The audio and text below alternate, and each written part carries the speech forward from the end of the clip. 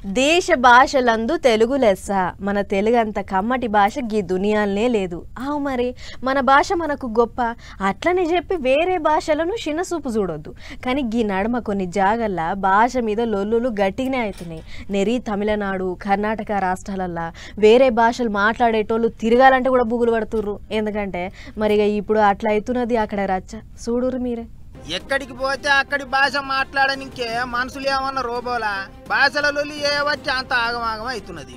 అటు తమిళనాడు రాష్ట్రంలో హిందీ మీద యుద్ధం నడుస్తా అంటే ఇటు కర్ణాటక రాష్ట్రంలో కన్నడనే మాట్లాడాలి అందరూ అని పోరాటం నడుస్తుంది. వాళ్ళు పక్క రాష్ట్ర పోళ్ళైనా సరే వేరే దేశ పోళ్ళైనా సరే కర్ణాటకలో ఉంటే కన్నడ భాష నేర్చుకోవాలి, కన్నడనే మాట్లాడాలి అంటున్నారు అక్కడి జనాలు. ఇట్టనే మొన్న ఓ బ్యాంకుల మేనేజర్ కస్టమర్లతోని కన్నడ భాషలో మాట్లాడలేదని ఆమెను ఎమ్మటే ట్రాన్స్ఫర్ చేసిండ్రు. కన్నడ భాష మీద కస్టమర్లకు ఆమెకు పెద్ద లొల్లి అయిందట. ఆఖరికి ముచ్చట ముఖ్యమంత్రి దాకా కూడా పోయింది. లొల్లి పెద్ద కాకముందే ఆమెను వేరే దిక్కు ట్రాన్స్ఫర్ చేసిండ్రు ఆఫీసర్లు. దానికి ముఖ్యమంత్రి సిద్ధరామయ్య మంచి పని చేసిండ్రని మెచ్చుకున్నాడు కూడా. రోజు రోజుకు కర్ణాటక రాష్ట్రంలో కన్నడ భాష పోరాటం పెద్దగా అవుతున్నది.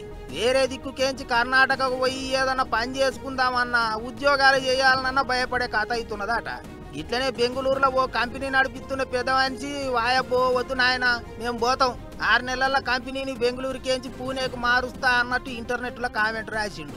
మరిగా కన్నడ భాషనే మాట్లాడాలి అన్నట్టు గతగానం భయపెడుతున్నారట జనాలు. కొత్త ముచ్చట ఏంటిదంటే కర్ణాటకలో తయారయ్యే ఓ సబ్బుల కంపెనీకి హీరోయిన్ తమన్నాను ప్రచారం చేయనికే పెట్టుకున్నారట. దానికి కూడా పబ్లిక్ ఒప్పుకుంటలేరట. కర్ణాటకలో హీరోయిన్లు లేరా, గా తమన్నతో ఏంటికి ప్రచారం చేయిస్తాన్రు? కర్ణాటకలో తయారయ్యే సబ్బులకు కన్నడ హీరోయిన్లతోనే ప్రచారం చేయించాలి అంటున్నారట. ఇట్లా గట్టిగానే అవుతుంది ఇప్పుడు కన్నడ భాష లొల్లి.